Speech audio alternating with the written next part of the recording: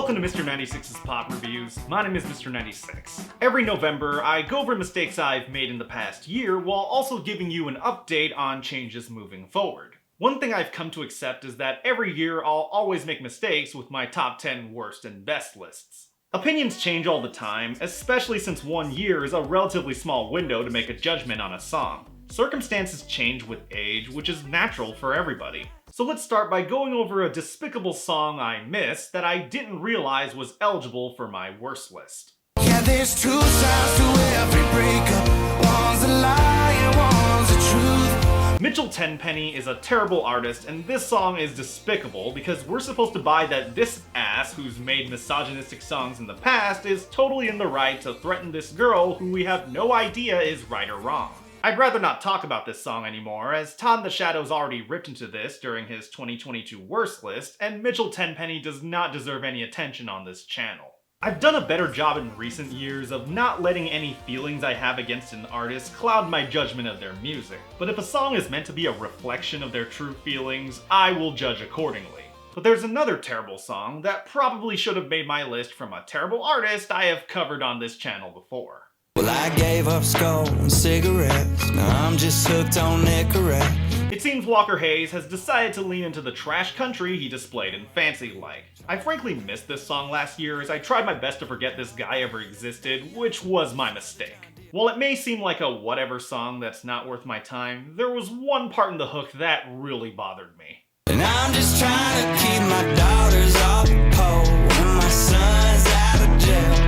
Walker Hayes talks about how he doesn't want his daughter to become a stripper, which he thinks is the same as his son going to jail. One thing you may not know about me is that I absolutely hate when people slut-shame sex workers. You want your daughter to go to college and get a real job, whatever. But don't be that stuffy boomer dad who's trying to dictate her sex life. We don't need another TI situation. Plus, getting a respectable job isn't easy in the United States. People gotta do what they gotta do, so don't equate your daughter becoming a stripper to your son committing an actual crime. Look, I get country music has to play to a conservative crowd, but that doesn't mean I have to enjoy it. Fuck this guy.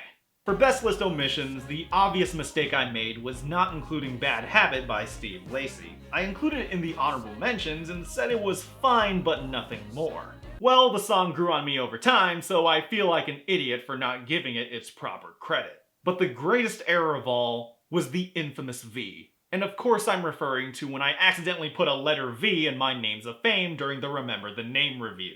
I don't have a patron named V, so how did that get there? But on the topic of Patreon, these videos are usually a channel update in terms of new rules or changes, but I don't really have any major changes to report. The biggest change honestly happened at the start of the season when I changed the writing process of my videos. In the past, I only used to write for the next video. Once one video was done, I started from scratch for the next one.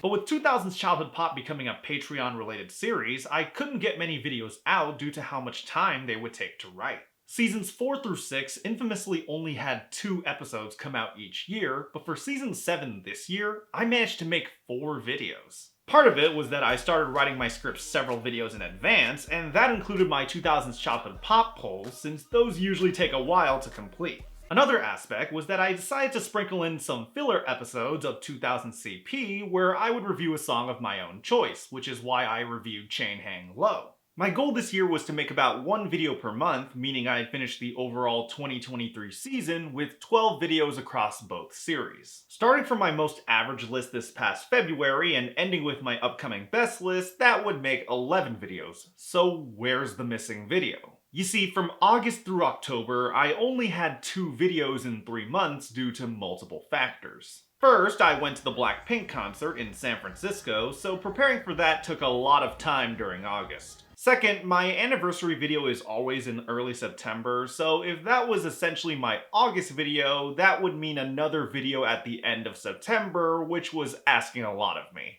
Third, September and October were when I played Baten Kaitos 1 and 2 for the first time, and they were fantastic games that blew me away and have surpassed the Zelda series for me.